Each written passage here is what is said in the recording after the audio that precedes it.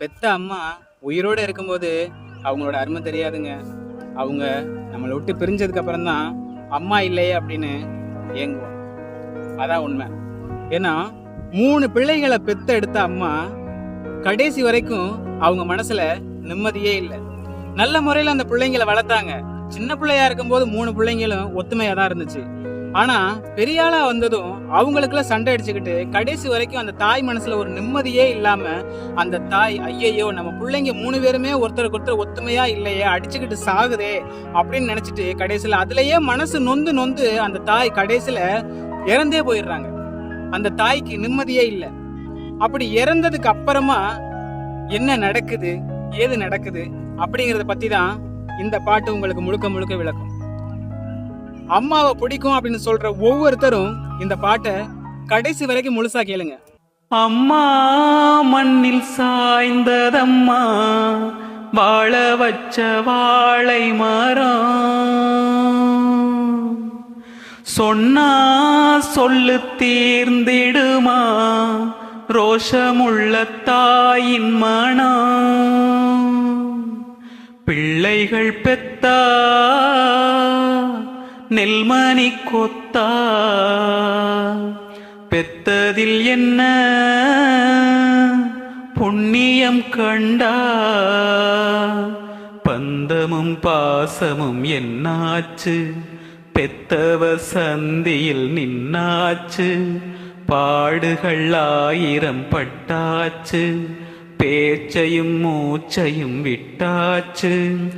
அம்மான்னு அம்மான்னு சொன்னது எல்லாம் சும்மாவா, ரத்தத்தை பங்கு வச்சு உங்களுக்கு போறப்பு வந்ததடா, சொத்தையும் பங்கு வச்சு பெத்தெடுத்த பொறுப்பும் தீர்ந்ததடா.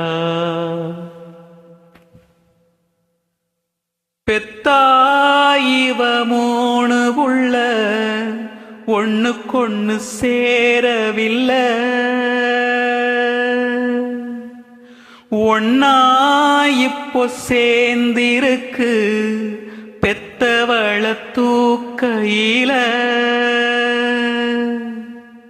தள்ளியே வச்சு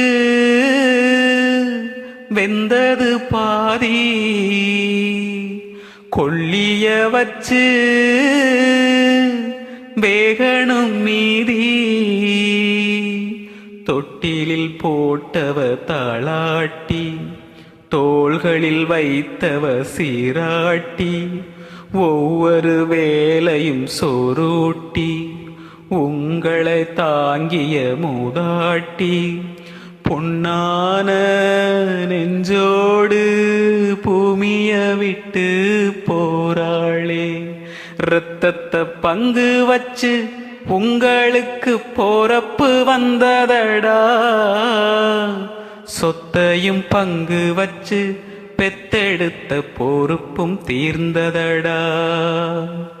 நேத்து வர ஒத்துமையா வாழ்ந்திருந்த சொந்தமடா, யாரு கண்ணு பட்டதுவோ ஊரு கூட சொல்லுதடா, வீதியா தட்டு கெட்ட மதியா